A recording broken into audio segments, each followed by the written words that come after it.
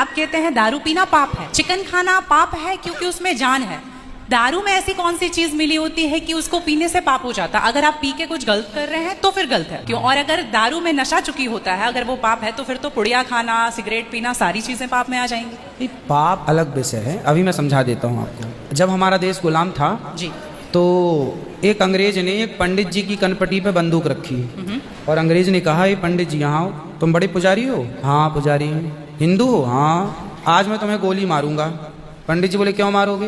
बोले, आज 4 चीजें तुम्हारे सामने हैं। पहले, पराई स्त्री लाके रख दी, तुझे आज इसके संग रहना है। दूसरा, मांस रख दी, आज तुझे मांस खाना है। और तीसरा, ढेर सारा सोना रख दिया। इतना सोना तो रोज भीख मांगता है ना, ले जा सोना। और चौथी, दारू रख दी, शराब। इन चारों में एक चीज तुझे लेनी पड़ेगी। बोल, क्या लेता है?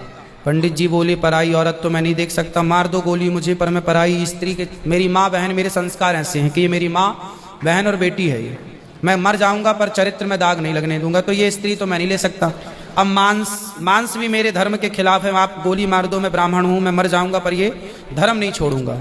और रहा ये सोना भी नहीं लूंगा, क्योंकि मैं भीख इसलिए बेईमानी करता तो भीख क्यों मांगता?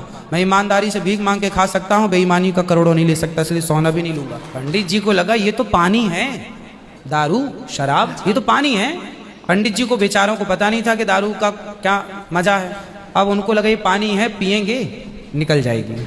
पानी समझ के पंडित जी ने बोला कि चलो, गोली कनपटी में बंदूक रखा है, चलो पी लेते हैं। पंडित जी ने दारू पी, और जब दारू पी ली तो दारू जब पी तो नशा चढ़ा। शराब का जब नशा चढ़ता है तो इंसान नहीं रह जाता। जैसे स्त्रियों को, जिसको ऑपरेशन होता है ना, तो रीढ़ की हड्डी में डॉक्टर एक इंजेक्शन लगाते हैं, जिससे शून्य हो जाती है। वो अंग क्या हो जाता है? कोई भी ऑपरेशन में डॉक्टर आपको शून्य कर देता है। उसी तरह शराब आपके मस्तिष्क को, आपके सोचने विचारने की क्षमता को शून्य कर देती है। आप ये निर्णय नहीं ले पाते कि क्या सही है और क्या गलत है। अब पंडित जी जब नशे में झूमने लगे तो वो उस स्त्री को छेड़ने लग गए, ए यहाँ जा, नशे में।